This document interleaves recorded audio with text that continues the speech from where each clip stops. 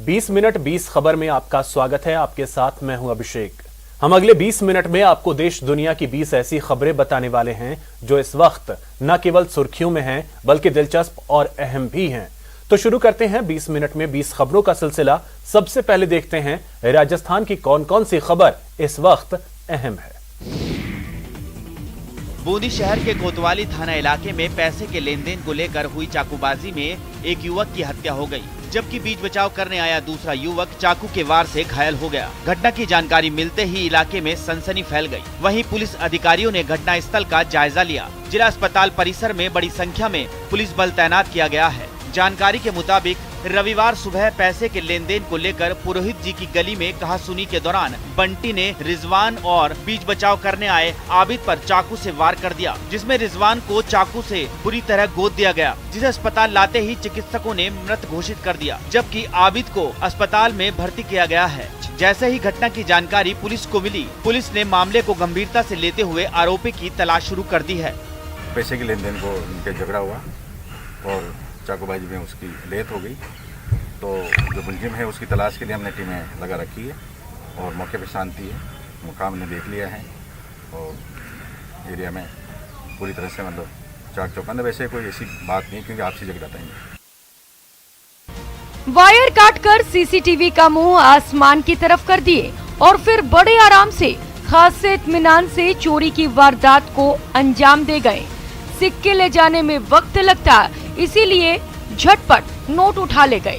तस्वीरें बूंदी की हैं, जहां बेखौफ चोरों ने एक बार फिर पुलिस को चैलेंज कर दिया है, पकड़ सको तो पकड़ लो। शनिवार रात चोरों ने मालन मासी बालाजी मंदिर पर धावा बोला, मंदिर की दान पेटी तोड़ी और उसमें रखे 1.25 लाख रुपए चुरा कर फरार हो गए।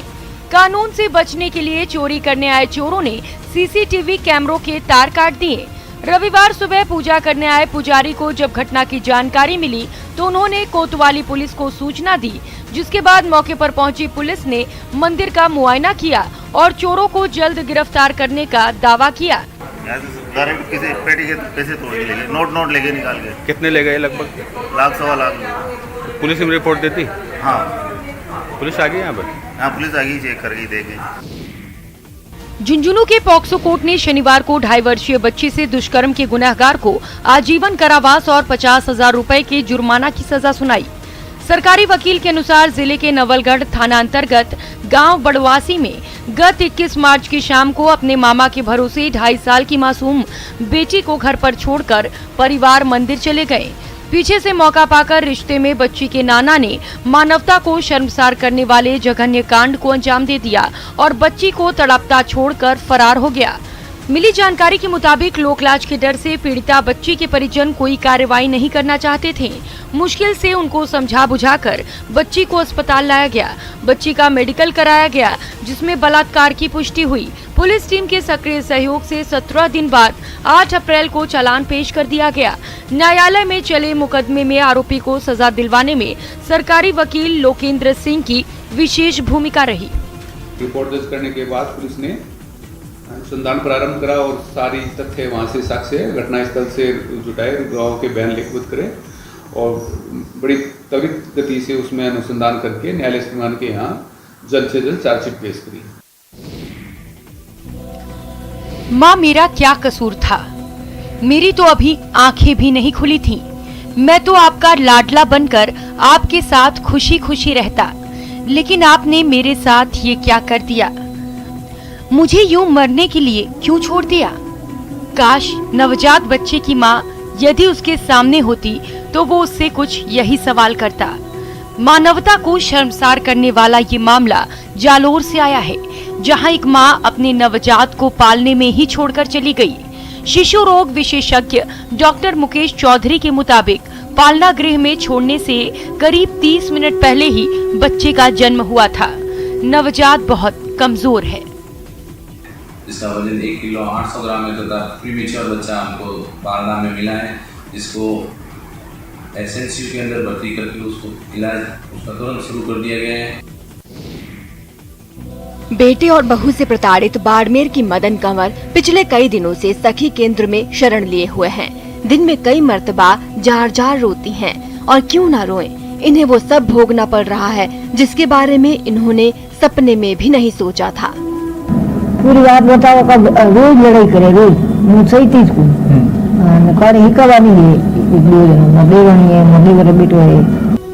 मदन कंवर का बेटा नरपत सिंह और बहू ममता कंवर पिछले 8 साल से इनके साथ अत्याचार कर रहे हैं। इनके गहने बेच दिए, जमीन बेच दी, अब कुछ बीघा जमीन बची है उसे हथियाने के लिए प्रताड़ना अपने चरम पर है।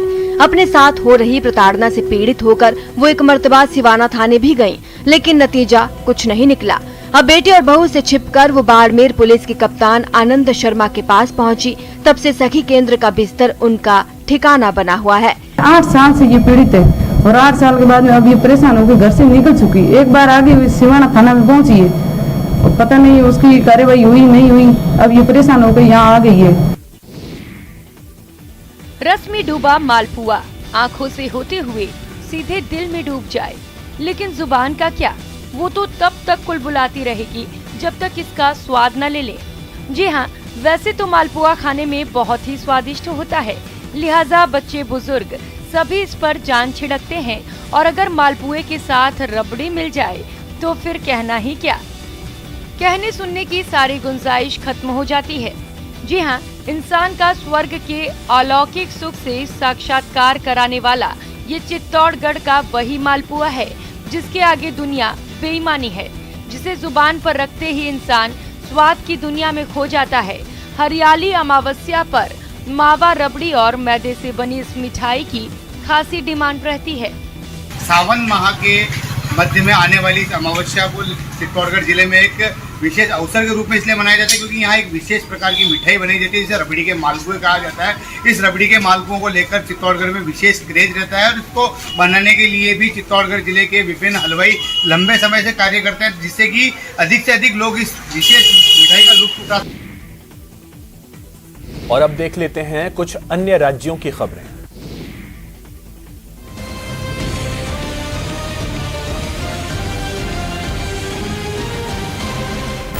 ओलंपिक में इन खिलाड़ियों के शानदार प्रदर्शन से न सिर्फ भारत का मान बढ़ा बल्कि भारत का एथलेटिक्स में 121 सालों का सूखा भी खत्म हुआ। नीरज चोपड़ा की शानदार जीत पर पीएम मोदी ने ट्वीट कर बधाई दी।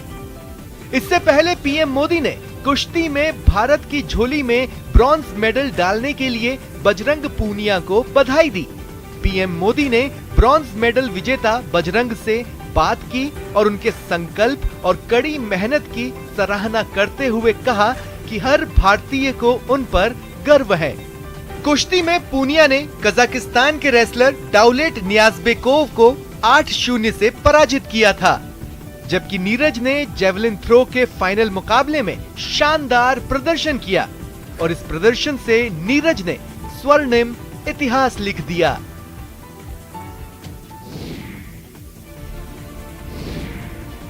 कोरोना के खिलाफ लड़ाई में देश को एक और हथियार मिल गया है। यह हथियार जॉनसन एंड जॉनसन की वैक्सीन के रूप में मिला है। इस वैक्सीन के आपातकालीन इस्तेमाल की मंजूरी सरकार ने दे दी है। इसकी जानकारी खुद केंद्रीय स्वास्थ्य मंत्री मनसुख मंडाविया ने ट्वीट करके दी। जॉनसन एंड जॉनसन की यह सिंगल डोज वाली वैक्सीन है, यानी कोविशील्ड और कोवैक्सीन या स्पुतनिक वी की तरह टीके की दूसरी डोज नहीं लेनी पड़ेगी। इसकी एक डोज ही असरदार साबित होगी और टीका लेने वाले लोगों में 28 दिनों के भीतर एंटीबॉडी बन जाएगी। भारत ने 50 करोड़ वैक्सीन डोज लगाने के बहुत अहम पड़ाव को पार किया। दुनिया में ऐसे अनेक देश हैं जिनकी कुल संख्या से भी अधिक टीके भारत एक सप्ताह में लगा रहा है। ये नए भारत का, आत्मनिर्भर होते भारत का नया सामर्थ्य है। लपलपाती लहरों की ये तस्वीरें यूपी के जालौन से आई है। कुठौंद, रामपुरा, कालपी, कदौरा, जगमनपुर से निकलने वाली 6 नदियों ने भूचाल मचा रखा है। चारों तरफ तबाही का मंजर है। 50 से ज्यादा गांव डूब गए हैं। लोग अपने घरों में कैद हैं तो जानवरों की जान भी आफत में आ गई है। लेकिन कई तफरीहबाज ऐसे भी हैं जो इस आफत में भी मौज मजा खोज रहे हैं और मौत को गले लगा रहे हैं। आगे की कहानी तस्वीरों की ज़बान। जी हाँ, रात के अंधेरे में चलाए जा रहे सर्च ऑपरेशन की तस्वीरें जालौन से आई है, जहां एक बड़ा हादसा हो गया। यमुना नदी में नाव पलटने से 6 युवक डूब गए। बाढ़ का नजारा देखते समय वो नाव में सेल्फी लेने लगे, तभी सभी लोग एक तरफ आ गए, जिससे नाव का संतुलन बिगड़ गया और नाव पलट गई। उत्तर प्रदेश के मऊ जनपद के दोहरी घाट थाना क्षेत्र के सोन बरसा गांव के पास शनिवार देर रात उस वक्त हड़कंप मच गया जब छत्तीसगढ़ से आ रहे एक परिवार की कार बेकाबू होकर खाई में गिर गई। इस सड़क हादसे में कार सवार लोगों में से 5 की मौके पर ही मौत हो गई, जबकि 2 घायल हो गए। हादसे की सूचना मिलते ही मौके पर पहुंची पुलिस ने सभी शवों को कब्जे में लेकर पोस्टमार्टम के लिए भेज दिया और घायलों को सामुदायिक स्वास्थ्य केंद्र पर उपचार करवाकर घर भेज दिया। बताया जा रहा है कि दीपिका मोदनवाल का मधुबन में ही मायका है और वे अपने परिवार के साथ छत्तीसगढ़ से सीधे मायके जा रही थी। तभी देर रात कार अनियंत्रित होकर खाई में गिर गई, जिसमें कार में सवार 7 लोगों में से एक महिला सहित 5 लोगों की मौके पर ही मौत हो गई। तो रास्ते में एक दुर्घटना घटी। ये गाड़ी, इसमें एक परिवार के 7 लोग थे, इसमें 4-5 बच्चे भी थे। तो ये सड़क के किनारे किसी तरह से इस गाड़ी दुर्घटनाग्रस्त हुई। इसमें 5 लोगों की डेथ हो गई, 2 लोग बच गए हैं। रात का अंधेरा और घायल को सहारा देकर ले जाते पुलिस वाले। तस्वीरें देखकर अगर आप ये समझ रहे हैं कि मामला सड़क हादसे का है, तो ऐसा नहीं है। तस्वीरें यूपी के बागपत की हैं। जी हां, बदमाशों के खिलाफ बागपत पुलिस का ऑपरेशन क्लीन जारी है, जिसके चलते रविवार को एक बार फिर पुलिस और बदमाशों में मुठभेड़ हो गई, जहां सिंघावली अहिर थाना पुलिस ने मेरठ बागपत हाईवे पर चेकिंग के दौरान हुई मुठभेड़ में 3 शातिर वाहन लुटेरों को गिरफ्तार किया है। मिली जानकारी के मुताबिक मुखबिर की सूचना पर पुलिस ने पिलाना मोड़ पर सघन चेकिंग अभियान चलाया। तभी मोटरसाइकिल पर सवार 3 शातिर लुटेरे आए, जिन्हें पुलिस ने रोकने का प्रयास किया। इस पर उनमें से एक बदमाश पुलिस टीम पर फायरिंग कर भागने लगा, जिस पर पुलिस की तरफ से आत्मरक्षार्थ की गई फायरिंग में एक बदमाश को गोली लगी। पुलिस ने 2 बदमाशों को गिरफ्तार कर लिया है। 5 जिंदा कारतूस, 2 खोखा कारतूस, घायल को उपचार हेतु भेज दिया गया है। अन्य विधिक कार्रवाई की जा रही है। 4 लुटेरे दुकान में दाखिल होते हैं, कट्टा निकाला और दुकान में मौजूद लोगों को बंधक बना लिया।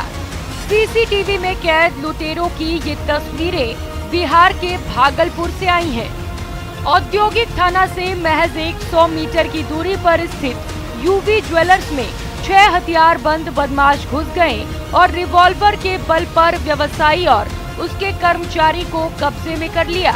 एक बदमाश व्यवसायी का गला दबाने लगा, तभी शोर मचाने पर दूसरे बदमाश ने व्यवसायी के मुंह पर टेप साट दिया, लेकिन व्यवसायी पीछे नहीं हटे।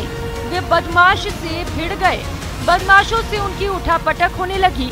तकरीबन आधे घंटे ये स्थिति होने के दौरान किसी तरह जान बचाकर वे पीछे के दरवाजे खोलकर घर की ओर निकले और शोर मचाने लगे। पकड़े जाने के भय से बदमाश कट्टा, गोली, रस्सी, बेहोश करने वाली दवाइयां, इंजेक्शन और 2 बैग छोड़कर भाग गए। अगर आप अपनी बचत को बैंकों में सुरक्षित रखते हैं तो हो जाइए सावधान, क्योंकि मध्य प्रदेश के नरसिंहपुर जिले के गोटे गांव के एक बैंक से ऐसा ही मामला सामने आया है, जहां 1-2 नहीं बल्कि दर्जनों खाता धारकों की करोड़ों रुपए की जमा पूंजी एकाएक उनके खातों से गायब हो गई। जी हाँ, बिल्कुल सही सुना आपने। गोटे गांव के यूनियन बैंक के खाता धारक एकाएक दिवालिया होने की कगार पर आ गए।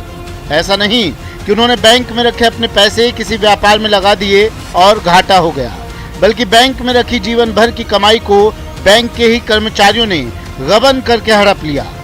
यूनियन बैंक गोटेगांव के खाता धारक अनिल पटेल के बैंक खाते से अचानक ही एफडी सहित 18 लाख गायब हो गए और जैसे जैसे बैंक खातों से राशि गायब होने के आंकड़े सामने आए तो बैंक मैनेजर के भी होश उड़ गए।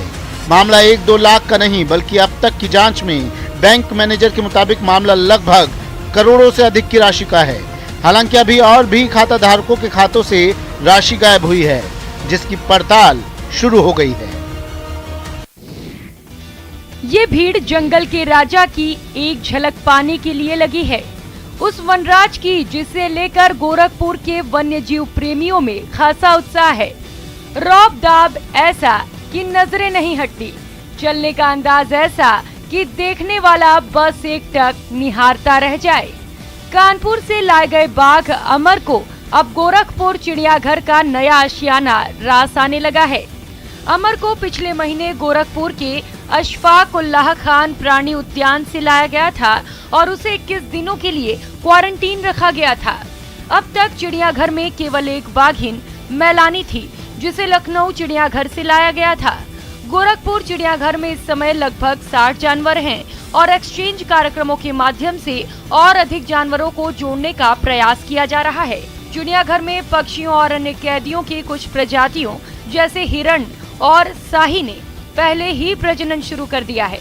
चिड़ियाघर के अधिकारी भी जल्द ही दूसरे दुर्लभ जानवरों को लाने की योजना बना रहे हैं।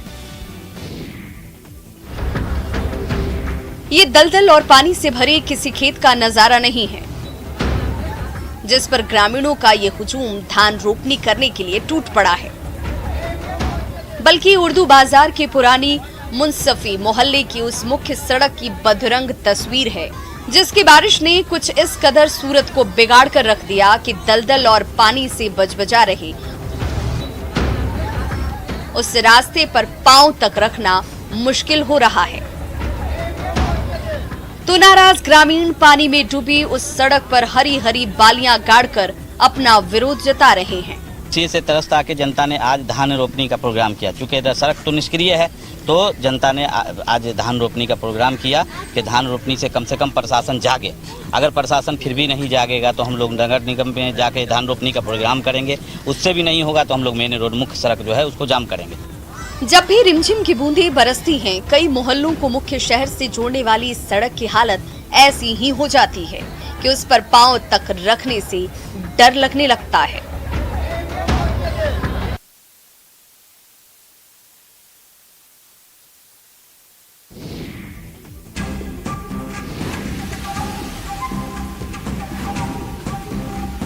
मानसून के शुरू होते ही गरियाबंद के घटरानी, जतमई और चिंगरा पगार में पर्यटकों की भीड़ उमड़ने लगती है। ऐसा हो भी क्यों ना, ये तीनों स्थान प्राकृतिक सौंदर्य से भरे हुए हैं। यहाँ कल कल बहते झरनों के साथ प्रसिद्ध धार्मिक स्थल भी हैं, जो पर्यटकों को सहज ही अपनी ओर आकर्षित करते हैं। राजधानी रायपुर से 75 से 90 किलोमीटर दूर स्थित है घटरानी, जतमई और चिंगरा पगार।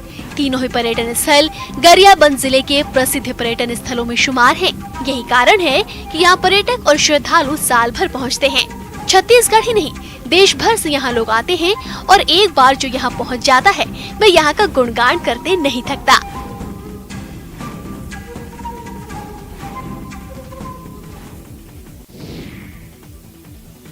चौक चौराहे पर खड़ी बड़ी बड़ी मूर्तियां आने जाने वालों का ध्यान बरबस अपनी ओर खींचती हैं। कहीं जानवर की तो कहीं राक्षस की इन मूर्तियों को सीमेंट या फिर मिट्टी से नहीं बनाया गया, बल्कि इनका निर्माण उस चीज से होता है जिसे हम फेंक देते हैं। जी हाँ, कूड़ा करकट, वही कूड़ा जो हमारे देश में आज बड़ी समस्या बन गई है। कूड़े कचरे को कैसे निपटाया जाए, इसे लेकर अभी तक कोई ठोस उपाय सामने नहीं आया है। लेकिन गुजरात के सूरत में नगरपालिका ने इसे निपटाने का उपाय खोज लिया है। वो खोज है कूड़े के ढेर से मूर्तियों को बनाना। सूरत में जगह जगह पर इनकी बानगी भी दिखती है।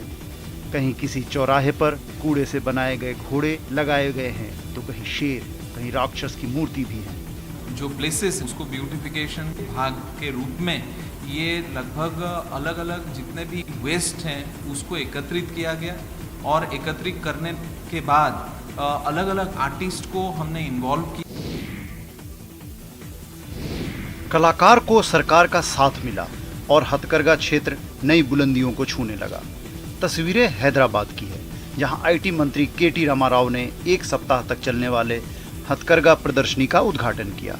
आपको बताते चलें, तेलंगाना सरकार हथकरघा क्षेत्र को सर्वोच्च प्राथमिकता देकर इसे विकसित कर रही है। अगर ये कहा जाए कि तेलंगाना विशेष हथकरघा शिल्प भारतीय कला और संस्कृति को दर्शाता है तो गलत नहीं होगा। सचमुच स्वशासन के तहत सरकार हथकरघा क्षेत्र को प्राथमिकता दे रही है और इसे बदलते समय के मुताबिक विकसित कर रही है। सरकार पावरलूम मजदूरों के कल्याण के लिए भी मदद कर रही है। मुख्यमंत्री ने कहा कि संयुक्त एपी शासन के तहत ध्वस्त हुए हथकरघा क्षेत्र को थोड़े समय के भीतर पुनर्जीवित किया जा रहा है।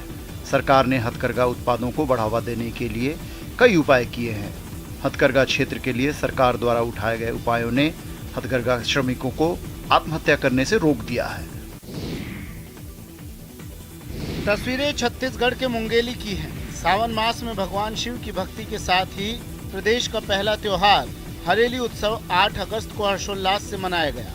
पूरे छत्तीसगढ़ में हरेली त्योहार की धूम रही। किसानों ने अपने घरों में गाय बैलों की पूजा की और अपने आराध्य को छत्तीसगढ़ी पकवान, ठेठरी, खुरमी जैसे पारंपरिक पकवानों के भोग लगाए और बीमारियों से बचाव के लिए ग्राम देवता की पूजा की। बच्चों की टोलियां गेड़ी दौड़ का लुत्फ उठाती नजर आई। हरेली त्योहार हमारे छत्तीसगढ़ के महत्वपूर्ण त्योहार है। ये दिन सारा चीज के किसान भाई मन पूजा पाठ करके हल जैसे है अपन रापा कुदरा है सब के ओकर फला चीरा सब बना के खुशी मनाथन। बच्चा मन गेड़ी चढ़ते। गौरतलब है कि बीते साल कोरोना की वजह से उत्सव की धूम नहीं रही, केवल रस्में ही पूरी की गई। लेकिन इस बार एहतियात के साथ लोगों ने लोक पर्व मनाया। हरेली त्योहार पर घर घर में गेड़ी बनाए जाने की परंपरा है। ग्रामीणों के अलावा स्कूल के शिक्षक भी बच्चों को गेड़ी सिखाते हैं।